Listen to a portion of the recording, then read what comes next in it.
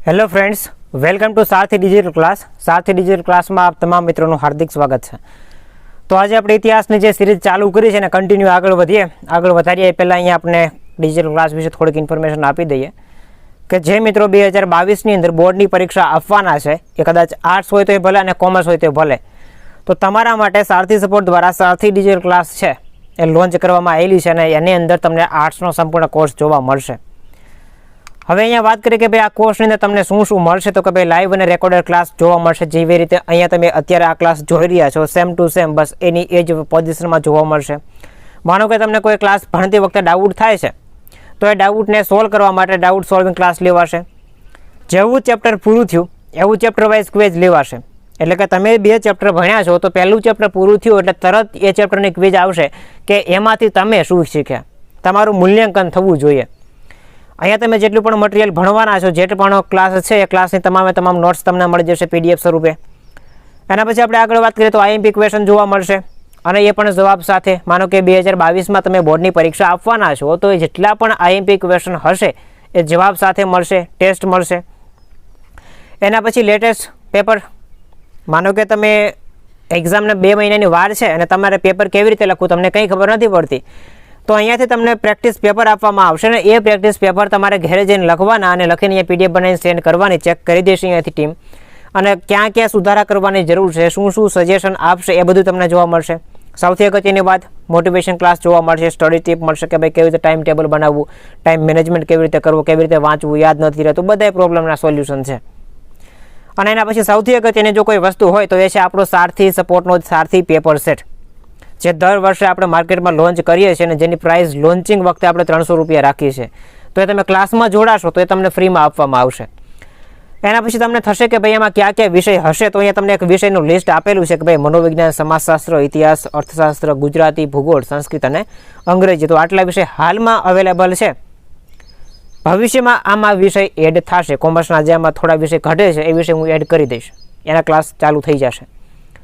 હવે તમને થશે કે ભાઈ ફી કેટલી હશે આમાં, તો ફીનું અહીંયા તમને આપેલું છે કે ભાઈ એક વિષય હોય તો 299 રૂપિયા છે અને સંપૂર્ણ કોર્સ તમારે ખરીદવો હોય તો 999, અને આની અંદર તમને સારથી પેપર સેટ ફ્રીમાં આપવામાં આવશે। જો ઈચ્છા હોય તો તમે ખરીદી શકો, કોઈ બળજબરી છે નહીં। વધારે વિગત તમારે જાણવી હોય તો આ વિડીયોના ડિસ્ક્રિપ્શન બોક્સની અંદર તમને એક લિંક આપેલી છે, ત્યાંથી તમે કેવી રીતે જોઈન થવાનું છે, શું છે, એ બધી વિગત વિસ્તૃતથી સમજી શકો છો। અને કોર્સ તમારે ખરીદવો છે તો અહીંયા તમને 2 નંબર આપેલા છે 90 16 89 65 40, બીજો નંબર છે 81 28 48 03 81। તો એની ટાઈમ તમે એના પર કોલ કરી શકો, એની ટાઈમ કોન્ટેક્ટ કરી શકો। જો ભણવાની ઈચ્છા હોય, ભણવાની દાનત હોય અને કદાચ આગળ વધવું છે, ટકાવારી સારી લાવવી છે તો ડેફિનેટલી તમે જોઈન થઈ શકશો। ઓકે, તો જોઈએ હવે આપણે ઇતિહાસ વિશે। ઓકે, તો અહીંયા તમે બીજું ટાઇટલ જોઈ રહ્યા છો 18મી સદીના ભારતનો ઉત્તરાર્ધ અને સત્તા પ્રાપ્તિ માટે સંઘર્ષ। તો જેટલા પણ મિત્રો નવા છે અને પહેલી વાર આ ચેપ્ટરનો વિડીયો જોવે છે તો આની પહેલાં આપણે પહેલા ચેપ્ટરના વિડીયો મૂકેલા છે, તો સૌથી પહેલાં તો તમે પહેલું ચેપ્ટર છે ને એ જોઈ લો એકવાર। કેમ કે જો તમે પહેલું ચેપ્ટર નહીં જોવો ને તો તમને પ્રોબ્લેમ શું થશે કે ભાઈ આમાં કંઈ સમજાશે નહીં। રીઝન એ છે કે ભાઈ પહેલા ચેપ્ટરમાં આપણે જોયું હતું કે ભાઈ આપણે આગળનો ઇતિહાસ ભણવો છે તો એનો કંઈક આધાર સ્ત્રોત તો હશે ને, તો સંપૂર્ણ ઇતિહાસનો આધાર સ્ત્રોત તમારે જાણવો હોય તો આપણા પહેલા ચેપ્ટરમાં આપેલું હતું, અને એ ચેપ્ટર તમને આવડી જાય તો ડેફિનેટલી તમારે આ ચેપ્ટરની અંદર કોઈ બીજી મૂંઝવણ થશે નહીં, કોઈ બીજા ડાઉટ થશે નહીં। અને બીજું ચેપ્ટર છે બહુ સરળ છે, માત્ર ને માત્ર હૈદરાબાદ, કર્ણાટક, બંગાળ, મૈસૂર, અવધ આ 4-5 રાજ્યો છે, 4-5 રાજ્યો વિશે આપણે ઇન્ફોર્મેશન મેળવવાની છે। અને પ્રસ્તાવનામાં આપણે જોવાનું છે કે ભાઈ જેવી રીતે મુગલોનું પતન થાય છે 1707માં ઔરંગઝેબના અવસાન પછી કેવી કેવી સ્થિતિ થાય છે એ બધી વસ્તુ જોવાની છે। તો સૌથી પહેલાં તો આપણે ટાઇટલ વિશે વાત કરીએ તો ટાઇટલ અહીંયા તમે જોઈ રહ્યા છો 18મી સદીના ભારતનો ઉત્તરાર્ધ અને સત્તા પ્રાપ્તિ માટે સંઘર્ષ।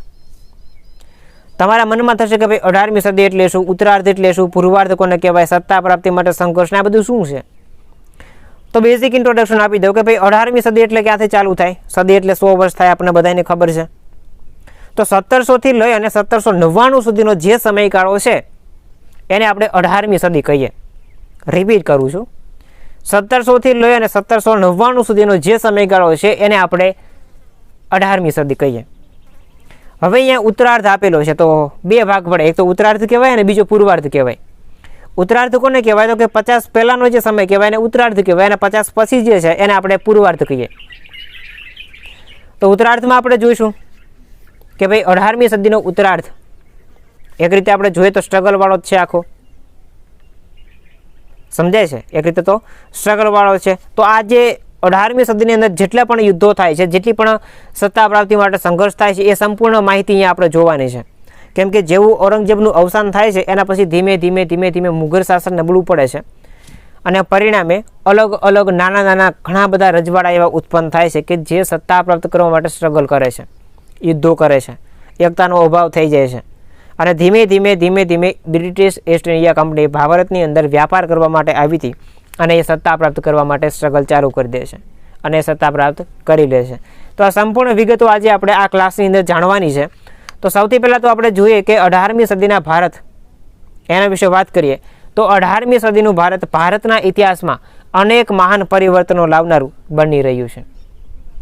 રીઝન એ છે કે ભાઈ 18મી સદીમાં જેટલા પણ મહાન શાસકો હતા એ સૌથી પહેલાં તો મૃત્યુ પામી જાય છે. બાબર છે, હુમાયુ છે, અકબર છે, શાહજહાં છે, જહાંગીર છે, ઔરંગઝેબ છે. આ બધા મુઘલ શાસકો આઈ થિંક 300 કે 350 વર્ષ સુધી શાસન કરે છે ભારત પર, એ મૃત્યુ પામે છે. એના પછી ઘણા બધા નાના મોટા રજવાડા છે એ સત્તા પ્રાપ્ત કરવા માટે સ્ટ્રગલ કરે છે. જેમ કે અહીંયા તમે જોઈ રહ્યા છો કે ભાઈ મુઘલ સામ્રાજ્યના છેલ્લા શક્તિશાળી બાદશાહ ઔરંગઝેબના મૃત્યુ બાદ આટલા વિશાળ સામ્રાજ્યને સંભાળી શકે તેવા વારસદારના અભાવના કારણે મુઘલ શાસન પતન તરફ ધકેલાય છે. ચોખ્ખી જ વસ્તુ છે કે ભાઈ 350 વર્ષ જે લોકોએ શાસન કર્યું હોય એ શાસનની અંદર ઔરંગઝેબ મૃત્યુ પામે છે, પછી કોઈ એવો સમ્રાટ નથી કે જે આ શાસનને સંભાળી શકે. જેવું ઔરંગઝેબનું અવસાન થાય છે એટલે આવડું મોટું વિશાળ સામ્રાજ્ય છે આને સંભાળી શકે ને એવો કોઈ એવો શાસક નથી. એટલે આખું અંધાધુંધીમાં ફેલાઈ જાય છે રાજ્ય. અને ધીમે ધીમે મુઘલ શાસનના પતનના કારણે ભારતમાં અનેક નાના મોટા રાજ્યો ઊભા થયા અને તે બધા પોતાની શક્તિ વધારવા માહોમાહની લડાઈમાં વ્યસ્ત થયા. મરાઠા, મૈસૂર, હૈદરાબાદ અને બંગાળ આ રાજ્યોની અંદર મોખરે હતા. મેં તમને પહેલાં કીધું એમ કે જેવું મુઘલ સામ્રાજ્ય નબળું પડે છે એટલે ધીમે ધીમે અનેક નાના મોટા સામ્રાજ્યો ઉત્પન્ન થાય છે, અનેક નાના મોટા સામ્રાજ્યો ઊભા થાય છે. અને એ સામ્રાજ્યો કેવી રીતે આપણે સત્તા પ્રાપ્ત કરી શકીએ, કેવી રીતે આપણે રાજ્ય મેળવી શકીએ, આ બધામાં ફસાઈ જાય છે અને ધીમે ધીમે સત્તા પ્રાપ્ત કરવા માટે કહી શકાય કે યુદ્ધો ચાલુ કરે છે. અને એની અંદર આપણે વાત કરીએ તો એકતાનો અભાવ હતો. સિમ્પલ જ વસ્તુ છે કે ભાઈ નાના મોટા રાજ્યો ઉત્પન્ન થયા અને એ સત્તા પ્રાપ્ત કરવા માટે જ આવ્યા હતા, તો એમાં એકતા નથી જ હોવાની. અને આપણને ખબર છે કે ભાઈ જ્યાં એકતા નથી હોતી ત્યાં પતન નિશ્ચિત છે. તો ભારતની અંદર કંઈક આવું જ બને છે કે ભાઈ જ્યારે ઔરંગઝેબનું અવસાન થઈ જાય છે એટલે ધીમે ધીમે ધીમે ધીમે ધીમે જે એકતા હતી એ તૂટી ગઈ. સામ્રાજ્યનો જે વિસ્તાર થયેલો હતો એ તૂટી ગયો. અને એના પછી અંગ્રેજો આ એકતાનો અભાવ જે ભારતીયોમાં હતો એનો લાભ લઈ અને પ્રવેશ કરે છે વ્યાપાર અર્થે. અને વ્યાપારમાંથી ધીમે ધીમે ધીમે કેવી રીતે એ લોકો શાસન અને સત્તામાં આવી જાય છે આપણને ખબર પણ નથી પડતી. તો આ સમયે વિશ્વભરમાં મહત્વપૂર્ણ રાજકીય મહાસત્તાનું સ્થાન મેળવવા બ્રિટને ભારતમાં સર્જાયેલ આ રાજકીય શૂન્યાવકાશનો લાભ લેવાનું નક્કી કર્યું. મેં તમને પહેલાં કીધું એમ એકતાનો અભાવ છે એ બ્રિટિશરોને ખબર પડી એટલે ધીમે ધીમે જે છે એ શૂન્યાવકાશનો લાભ લઈ અને ભારતમાં આવી જાય છે. શક્તિશાળી સેના અને કૂટનીતિક અધિકારીઓ ધરાવનારા બ્રિટિશ, હવે એની પાસે સેનાપતિઓ કેવા હતી, સેના કેવી હતી તો કે શક્તિશાળી, અને કૂટનીતિ એટલે કે ભાઈ જે રાજનીતિમાં માસ્ટર છે એવા અધિકારીઓ કોની પાસે હતા તો કે ભાઈ બ્રિટન પાસે. તો એ જે બ્રિટિશ ઈસ્ટ ઇન્ડિયા કંપની છે એ કહી શકાય કે ભારતનું શોષણ કરવાનું ચાલુ કરે છે અને આર્થિક શોષણ કરી અને છેલ્લે રાજકીય સત્તા સ્થાપન નક્કી કરે છે. તમને ખબર હોય તો કે ભાઈ ભારતની અંદર જ્યારે બ્રિટિશરો આવે છે તો એ ભારતનો કાચો માલ છે ને બધું ઇંગ્લેન્ડ મોકલતા, અને ઇંગ્લેન્ડમાં કાચો માલ મોકલે ત્યાંથી એ બધી પ્રોસેસિંગ થાય, તૈયાર માલ ભારતમાં આવે અને એની એ જ વસ્તુ ભારતમાં ઉત્પન્ન થયેલી બ્રિટનમાં તૈયાર કરે અને ભારતમાં મોંઘી વેચાય. ભારત નબળું બની ગયું, ભારત ગરીબ બની ગયું, ભારતની સમૃદ્ધિ ભાંગી ગઈ, આર્થિક શોષણ થઈ ગયું. હવે એ લોકોએ શું નક્કી કર્યું કે ભાઈ આ દેશ પાસે સમૃદ્ધિ છે નહીં, નહીંતર પહેલાં ભારત છે ને સોને કે ચીડિયા કહેવાતું, એટલી સમૃદ્ધિ ભારતમાં હતી. અને ધીમે ધીમે ધીમે ધીમે આર્થિક શોષણના કારણે ભારત નબળું પડ્યું એટલે રસ્તો બદલ્યો. અહીંયા જેટલી સમૃદ્ધિ હતી એ તો એને બ્રિટનમાં ભેગી કરી દીધી. હવે બીજો કેવો રસ્તો હતો કે ભાઈ ભારત પાસે જમીન ઘણી છે, સામ્રાજ્ય ઘણા છે, વિશાળ સામ્રાજ્ય છે, વિશાળ રાજ્યો છે. આ રાજ્યો આપણા કબજામાં આવી જાય તો અહીંયાથી જે ઉત્પાદન થાય છે એ પણ આપણે ડાયરેક્ટ બ્રિટનમાં મોકલી દઈશું. વ્યાપાર કરવા માટે આવે છે અને ધીમે ધીમે ધીમે ધીમે એ લોકો સત્તા સ્થાપવાનું નક્કી કરે છે અને ધીમે ધીમે સત્તા પ્રાપ્ત કરી લે છે 1757ના પ્લાસીના યુદ્ધથી. અને ત્યારથી એ લોકો આપણા ઉપર આધિપત્ય જમાવી ચૂકે છે. પરિણામે એક વિદેશી સત્તા ભારતના રાજકીય સત્તા પર પ્રતિસ્પર્ધીના રૂપમાં પ્રવેશી ભારતીયો એક તરફ અંદરોઅંદરની લડાઈમાં વ્યસ્ત હતા. એવા સમયે બ્રિટને એનો લાભ લઈ અને ભારતમાં શાસન સ્થાપવા આતુર હતા. મેં કીધું એમ કે ભાઈ આટલી બધી પરિસ્થિતિ થઈ ગઈ, આટલી બધી વસ્તુ થઈ ગઈ, એના પછી ભારતની અંદર આપણને ખબર છે કે ભાઈ અંદરોઅંદર લડવાની જે પ્રથા છે એ આપણે વર્ષોથી ચાલી જ આવે છે અને હજી ચાલુ જ છે. બે ભાઈ હોય તો એમાં કંઈ નિરાત હોય નહીં. એક આમ ખેંચતો હોય, એક આમ ખેંચતો હોય, બંને બાંધતા હોય. બાંધતાનું રીઝન એક જ હોય કે શેડે હતું. તો બસ જો અત્યારે જે પરિસ્થિતિ છે સેમ ટુ સેમ એની એ જ પરિસ્થિતિ પ્રાચીન સમયમાં હતી અને ભારતીયો આ યુદ્ધની અંદર વ્યસ્ત હતા, અંદરોઅંદર લડવામાં વ્યસ્ત હતા. આ જ સમયનો લાભ લઈ અને અંગ્રેજો ભારતમાં પ્રવેશી જાય છે અને ધીમે ધીમે સત્તા પ્રાપ્ત કરી લે છે. વેરવિખેર અને નિર્બળ ભારતીયોને તેઓ સરળતાથી અંકુશમાં લઈ શકે એમ હતા. સિમ્પલ જ વસ્તુ છે કે ભાઈ એક આમ ખેંચતો હોય, એક આમ ખેંચતો હોય, એક આમ ખેંચતો હોય, એક આમ ખેંચતો હોય તો એમાં બળ હોતું નથી, ટોળાને બુદ્ધિ હોય નહીં. તો બસ એની એ જ વસ્તુનો લાભ લઈ લીધો. ભારતીયો નિર્બળ હતા, વેરવિખેર હતા, કોઈ સત્તા ઉપર પ્રાપ્ત કરી શકાય એવી બધી કેપેબિલિટી નહોતી. તો સીધો લાભ આનો લઈ લે છે અને ભારત ઉપર અંકુશ મેળવી લે છે. અને એટલા માટે જ ગાંધીજી કહે છે કે ભાઈ ઇંગ્લેન્ડે ભારતને જીત્યું નથી, પણ ભારતીયોએ જ, એટલે કે આપણે જ સોનાની થાળીમાં ભારત છે ઇંગ્લેન્ડને ભેટ આપ્યું છે. કારણ એક જ હતું કે ભાઈ આપણામાં એકતા નહોતી, એટલે એ એકતાનો લાભ કોણે લીધો? અંગ્રેજોએ. જો એકતા આપણામાં હોત તો નો ડાઉટ કે 4, 5 કે 500 કે 700 કે 800 અંગ્રેજો શરૂઆતમાં આવે છે તો એ ભારતને ના જ જીતી શકે, પણ આપણામાં એકતા હતી નહીં. ધીમે ધીમે એ લોકોએ શું કર્યું કે ભાઈ ભારતીયોને એકબીજા વિરુદ્ધ યુદ્ધ કરે એવી પરિસ્થિતિ કરી દીધી. બીજી વસ્તુ, અંદરોઅંદર લડાયા કે ભાઈ ઓલું આમ કહેતો, ઓલું આમ કહેતો, બંને બાદે એકતા નબળી. ત્રીજી વસ્તુ, આપણા ભારતીયો ફૂટી ગયા અને જે ભારતીયો હતા એ બધાને બ્રિટિશ પક્ષમાં લઈ લીધા અને એના કારણે આપણા પર અંગ્રેજોએ રાજ કર્યું. આમાં કોઈ મોટી વાત છે નહીં. આપણી એકતાનો અભાવ હતો, આપણી જ ભૂલ હતી ને એને આપણે 200 વર્ષ સુધી ભોગવવી પડી. 1947 સુધી આપણે 200 વર્ષ સુધી ગુલામી કરી, તો આ 200 વર્ષ જે છે એ આપણે આપણી જ ભૂલના પરિણામે ભોગવ્યા. ત્યારબાદ ભારતનું મુઘલ સામ્રાજ્ય તત્કાલીન વિશ્વમાં સૌથી મોટા સામ્રાજ્ય પૈકીનું એક હતું, પણ 18મી સદીના પૂર્વાર્ધમાં ખાસ કરીને ઔરંગઝેબના મૃત્યુ બાદ એ પતનોન્મુખ બને છે. પૂર્વાર્ધ એટલે શરૂઆત. 18મી સદીમાં જ્યારે મુઘલ સામ્રાજ્ય હતું એ ઘણું બધું શક્તિશાળી ગણી શકાય, કેમ કે પાણીપતના પહેલા યુદ્ધમાં બાબરે 1526માં મુઘલ શાસનની સ્થાપના કરી હતી અને ધીમે ધીમે બાબર પછી હુમાયુ, અકબર, શાહજહાં, જહાંગીર, ઔરંગઝેબ આ બધા સમ્રાટો દ્વારા શાસનની શરૂઆત થાય છે. શાસનનું રાજ્ય મજબૂત કરે છે, વિશાળ સૈન્ય ઊભું કરે છે. તો ધીમે ધીમે 18મી સદીના પૂર્વાર્ધમાં એટલે કે 1707માં ઔરંગઝેબનું અવસાન, એના પછી આ સત્તા નબળી પડે છે. ત્યારબાદ નાદિર શાહનું આક્રમણ થાય છે. અહીંયાથી એક પ્રશ્ન બની શકે કે ભાઈ નાદિર શાહનું આક્રમણ ક્યારે થયું હતું ભારત ઉપર? તો 1739માં. અહીંયા તમે સાલ જોઈ રહ્યા છો. તો આવી બધી નાની નાની બાબતોના કારણે આજે બ્રિટિશ સામ્રાજ્ય છે ધીમે ધીમે વિસ્તૃત થઈ જાય છે, સત્તા ફેલાઈ લે છે. ઔરંગઝેબના મૃત્યુ પછી એના 3 પુત્રો હતા અને ત્રણે પુત્રો વચ્ચે વારસા વિગ્રહ થાય છે. વારસા વિગ્રહ કોને કહેવાય? તો અમને ખબર જ છે કે ભાઈ ઓલો કે હું ગાદી ઉપર બેસું, બીજો કહે છે હું ગાદી પર બેસીશ, ત્રીજો કહે છે કે હું ગાદી પર બેસીશ, ને આ ત્રણેય વચ્ચે યુદ્ધો થાય છે, ત્રણે બાંધે છે, ત્રણે ઝઘડા થાય છે અને એ ઝઘડાની અંતે બહાદુર શાહ ગાદી ઉપર આવે છે. તો આને કહેવાય વારસા વિગ્રહ.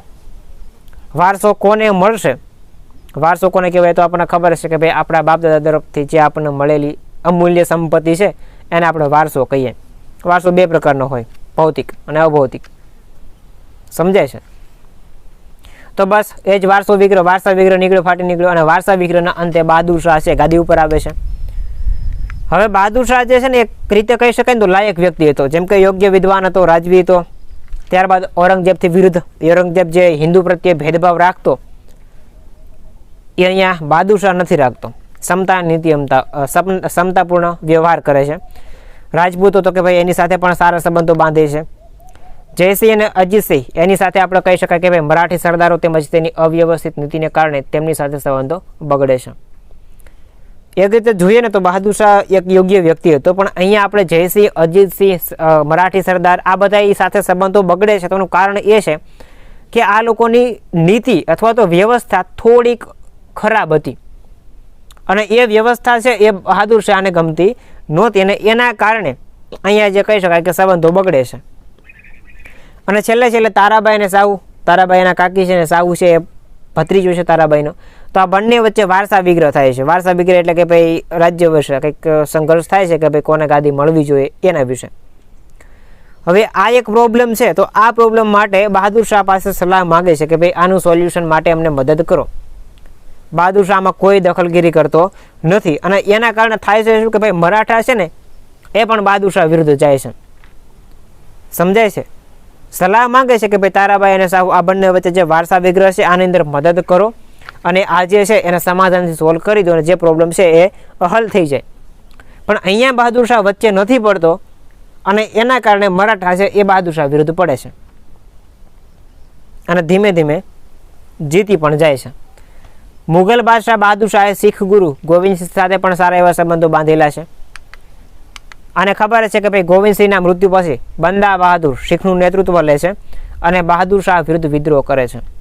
અહીંયા તમે જેવી રીતે જોયું કે ભાઈ ગોવિંદસિંહ એની સાથે બહાદુર શાહના બહુ સારા રિલેશન હતા. એટલે જ્યાં સુધી બહાદુર શાહ અને ગોવિંદસિંહ જે શીખોના ગુરુ હતા આ બંને વચ્ચે સારા રિલેશન છે ત્યાં સુધી કોઈ સ્ટ્રગલ નથી થતો. પણ જેવું ગોવિંદસિંહનું મૃત્યુ થાય છે એટલે શીખનું નેતૃત્વ બંદા બહાદુર લે છે અને બંદા બહાદુર છે ગોવિંદસિંહથી વિરુદ્ધ નીતિનો હતો.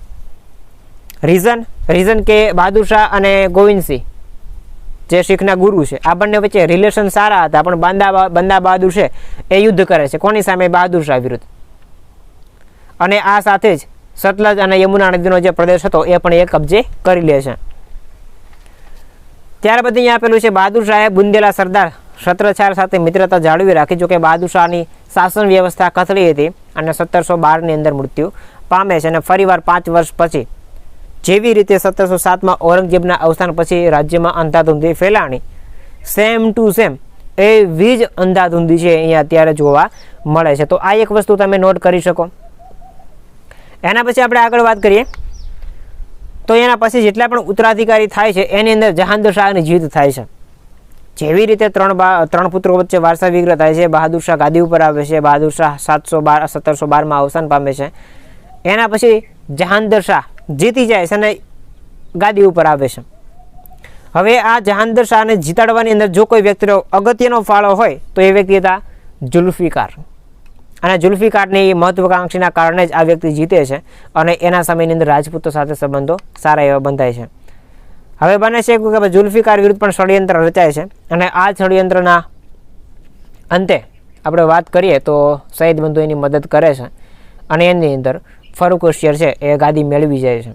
તો યાદ એટલું જ રાખવાનું છે બહાદુર શાહ, એના પછી કોણ ગાદી ઉપર આવે છે તો કે ભાઈ જહાંગીર શાહ, જહાંગીર પછી જુલ્ફિકાર પછી તો કે ભાઈ સૈયદ બંધુઓની મદદથી ફરૂક હોશિયાર ગાદી ઉપર આવે છે. એના પછી આપણે વાત કરીએ કે ભાઈ 1719થી લઈને 1748 સુધી લાંબો સમય ગણી શકાય. ફરૂક હોશિયાર બાદ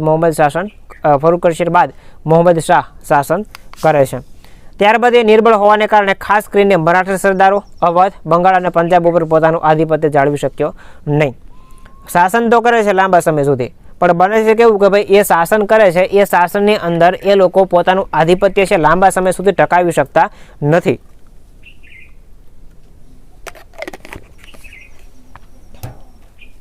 લાંબા સમય સુધી એ શાસન પોતાનું ટકાવી શકતા નથી અને એના કારણે એ લોકોએ મરાઠા સાથે, અવધ સાથે, બંગાળ છે, પંજાબ છે, મૈસૂર છે, આ બધા શાસકો સાથે એને યુદ્ધ વારંવાર કરવું પડે છે. અને એ સમયની અંદર નાદિર શાહે પણ ઓલરેડી આક્રમણ કરી દીધું હતું 1739માં. એટલે આ સમયગાળો આમાં જ આવી ગયો 1719થી 1748માં. 1739 તો આવી ગયા. તો એ પણ એક કહી શકાય કે પરિસ્થિતિ આને લોકોએ ઊભી કરી દીધી હતી. એના પછી 1739ની અંદર શાહ આલમ દ્વિતીય ગાદી ઉપર આવે છે જે હિંમતવાળો અને યોગ્ય શાસક હતો પરંતુ મુઘલ સામ્રાજ્યનો ઉદ્ધાર કરવો એના માટે સંભવ નહોતો. અંગ્રેજોએ 1757માં પ્લાસીનું યુદ્ધ અને 1764માં બક્સરનું યુદ્ધ, આ બંને યુદ્ધ દ્વારા બંગાળ ઉપર કહી શકાય કે મહત્વપૂર્ણ વિજયો પ્રાપ્ત કરે છે અને ક્રમશઃ અંગ્રેજો દિલ્હી તરફ આગળ વધે છે અને 1803ની અંદર અંગ્રેજો દિલ્હી પણ કબજે કરી લે છે. તો અહીંયા આપણે ખાલી એ જ વસ્તુ જોવાની હતી કે ભાઈ 1707માં ઔરંગઝેબનું અવસાન થાય છે. એના પછી બહાદુર શાહ ગાદી ઉપર આવે છે. બહાદુર શાહ પછી ધીમે ધીમે સત્તા પ્રાપ્ત કરવા માટે અનેક નાના મોટા રજવાડા, અનેક નાના મોટા રાજ્યો ઉત્પન્ન થાય છે, ઊભા થાય છે અને એ સ્ટ્રગલ કરે છે, સંઘર્ષ કરે છે. અને એ સંઘર્ષના અંતે નાદિર શાહના વિદેશી જેવા આક્રમણો થાય છે. 1757માં પ્લાસીનું યુદ્ધ જીતી જાય છે 64માં બક્સરનું યુદ્ધ જીતી જાય છે અને એના પછી એ લોકો દિલ્હી તરફ આગળ વધે છે. કોણ? તો કે ભાઈ અંગ્રેજો. એના પછી મુઘલ શાસનના આવા નિર્બળ ઉત્તરાધિકારીને કારણે ભારત છે એ બ્રિટિશ સત્તાનો ભોગ બન્યું. હવે અહીંયાથી સિમ્પલ જ વસ્તુ છે કે ભાઈ ભારત ઉપર બ્રિટિશ સત્તાનું શાસન સ્થપાણું તો રીઝન શું? પહેલી વસ્તુ આપણી એકતાનો અભાવ, બીજી વસ્તુ આપણામાં એકતા નહોતી, પહેલી વસ્તુ એકતા નહોતી, બીજી વસ્તુ આપણે એકબીજાને મદદ નહોતા કરતા, ત્રીજી વસ્તુ આપણામાં એક કહી શકાય કે ફૂટી જતા, આને કહી દે આને કહી દે, અંદરો અંદર લડાઈ કરતા, ઉત્તરાધિકારી નબળા હતા. તો આ બધાય કારણો હોઈ શકે અને આ બધાય કારણોના કારણે આપણા ભારત ઉપર જે કહી શકાય કે બ્રિટિશ સત્તા શાસન ઉપર આવી જાય છે. એના પછી આપણે વાત કરીએ તો હૈદરાબાદ અને કર્ણાટક રાજ્ય. તો કે હૈદરાબાદ રાજ્યની સ્થાપના કોણે કરી હતી? કર્ણાટક વિશે આપણે ઇન્ફોર્મેશન મેળવીશું. તો હૈદરાબાદ અને કર્ણાટક વિશે આપણે સૌથી પહેલાં માહિતી મેળવી લઈએ. હૈદરાબાદ અને કર્ણાટક રાજ્યની સ્થાપના 1724માં આસફ જહાએ કરી હતી, જેનું ઉપનામ હતું નિઝામ ઉલ મુલ્ક. અહીંયાથી તમને MCQ પૂછાશે કે ભાઈ હૈદરાબાદ અને કર્ણાટક રાજ્યની સ્થાપના કોણે કરી હતી? તો તમને ઓપ્શનમાં નિઝામ આપેલું હોય ને તો નિઝામ ટીક કરવાનું, પણ નિઝામનું ઓરિજિનલ નામ, સાચું નામ હતું આસફ જહા. ક્યારે સ્થાપના કરી? 1724માં. તો અહીંયા ત્રણ વસ્તુ સમજવાની છે. હૈદરાબાદ કર્ણાટક રાજ્યની સ્થાપના ક્યારે થઈ? 1724માં. કોણે કરી? આસફ જહા અથવા તો નિઝામ ઉલ મુલ્ક. આસફ જહાનું ઉપનામ શું હતું? તો કે ભાઈ નિઝામ ઉલ મુલ્ક. અથવા તો પ્રશ્ન એવી રીતે પૂછાય કે નિઝામ ઉલ મુલ્ક તરીકે કોણ ઓળખાતું? તો આસફ જહા.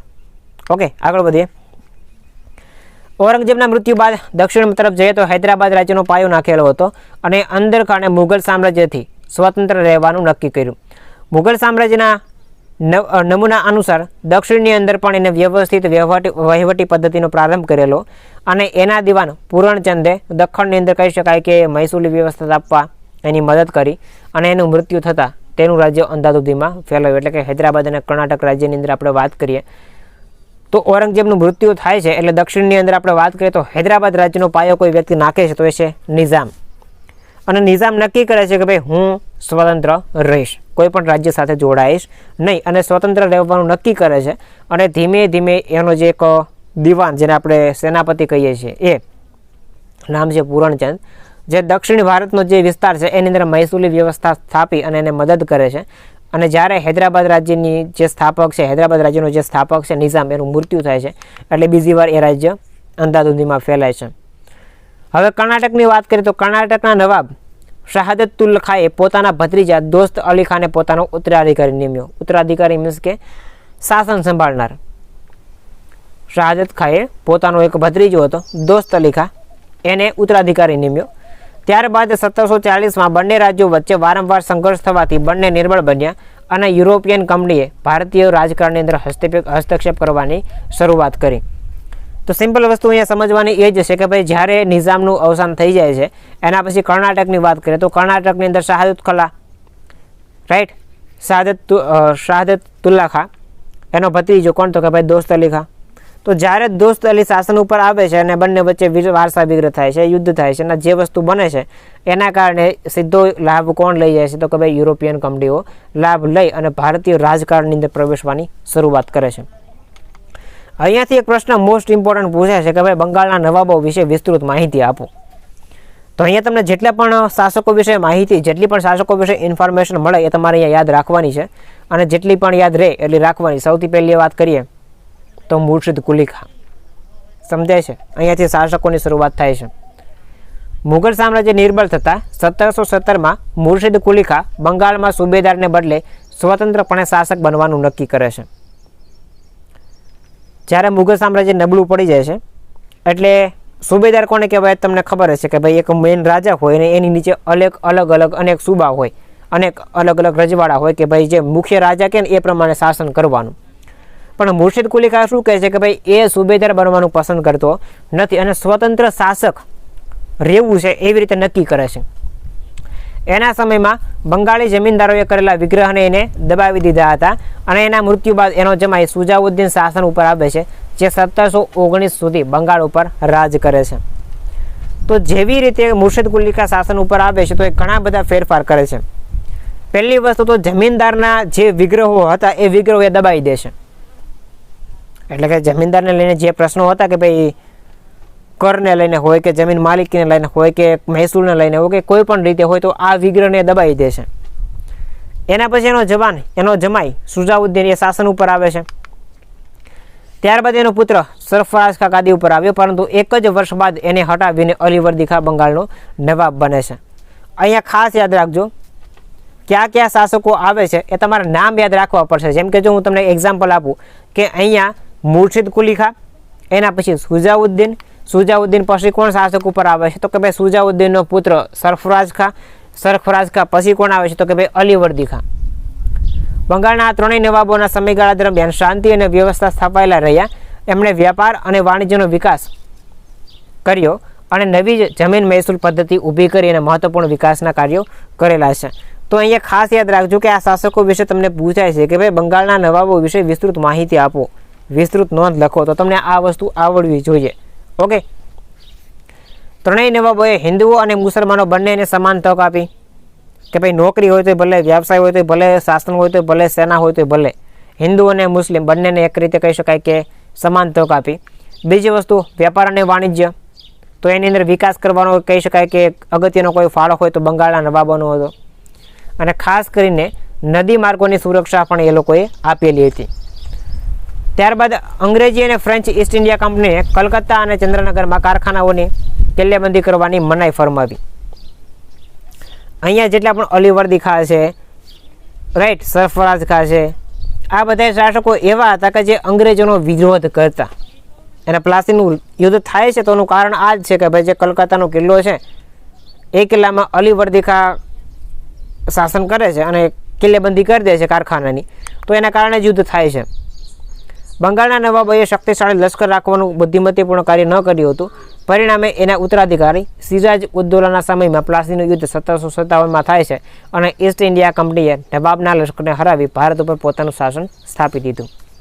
મેં તમને કીધું એમ કે ભાઈ બંગાળના શાસકો ઘણા બધા સમૃદ્ધ હતા, ઘણા બધા શક્તિશાળી હતા, પણ એની એક સૌથી મોટી નબળાઈ હોય તો એથી એ લોકો પાસે સેના જ નહોતી.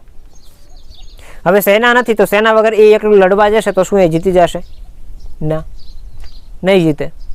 તો બુદ્ધિશાળી વ્યક્તિ હોય ને એને સેના રાખેલી, પણ આવું એક બુદ્ધિશાળી વ્યક્તિનું કાર્ય છે એ આ લોકોએ કર્યું નહીં. અને ધીમે ધીમે આપણને ખબર છે કે સિરાજ ઉદ્દૌલા અને ઈસ્ટ ઇન્ડિયા કંપની એ બંને વચ્ચે પ્લાસીના મેદાનમાં યુદ્ધ થાય છે 1757માં. તો આ મેદાનની અંદર આ જે યુદ્ધ થાય છે આની અંદર આ લોકો હારી જાય છે. ઓકે, તો આ એક વસ્તુ અહીંયા યાદ રાખવાની છે કે ભાઈ પ્લાસીનું યુદ્ધ કોના વચ્ચે થયું હતું તો કે ભાઈ સિરાજ ઉદ્દૌલા અને ઈસ્ટ ઇન્ડિયા કંપની. ક્યારે થયું હતું? 1757ની અંદર. જીત કોની થાય છે તો કે ભાઈ આની અંદર જીત થાય છે ઈસ્ટ ઇન્ડિયા કંપની. અને ભારતની અંદર જે કહી શકાય કે શાસન માટે આ યુદ્ધથી જ અંગ્રેજોને સત્તા મળી ગઈ હતી. તો અહીંયા સુધી આપણે આજના ક્લાસમાં રાખીએ. નેક્સ્ટ ક્લાસની અંદર આપણે અવધ રાજ્ય વિશે જોવાના છે વિસ્તારથી. તો અહીંયા તમે એકવાર રિવિઝન કરી લેજો, ના સમજાણું હોય તો બીજી વાર વિડીયો જોઈ લેજો. અને સિમ્પલ વસ્તુ છે, ખાલી અવધ વિશે આપણે ઇન્ફોર્મેશન જોઈ, બંગાળ વિશે ઇન્ફોર્મેશન જોઈ, હૈદરાબાદ વિશે અવધ વિશે જોવાની છે. હૈદરાબાદ, કર્ણાટક અને બંગાળ આ 3 રાજ્યો વિશે ઇન્ફોર્મેશન જોઈ અને બેઝિક પ્રસ્તાવના બાંધી. તો 15-20 કે 25 મિનિટનો ક્લાસ છે, એકવાર જોઈ લેજો, રિવિઝન કરી લેજો. છતાંય કોઈ ડાઉટ હોય કે એ વસ્તુ ના સમજાણી હોય એની ટાઈમ તમે કોન્ટેક્ટ કરી શકો છો અને કોઈ પણ પ્રશ્ન છે તો એનું સોલ્યુશન થઈ જશે. ઓકે, તો આવી રીતે આપણે ક્લાસને આગળ વધવાનો છે. એના પછી અવધ છે તમને અહીંયા પીપીટી બતાવી જ દઉં, બનાવેલી જ છે. ઓકે, તો આ રીતે ભણવાનું છે આખું સ્ટ્રક્ચર તો એમાં અવધ બાકી. એના પછી મૈસૂર વિશે આપણે વાત કરીશું.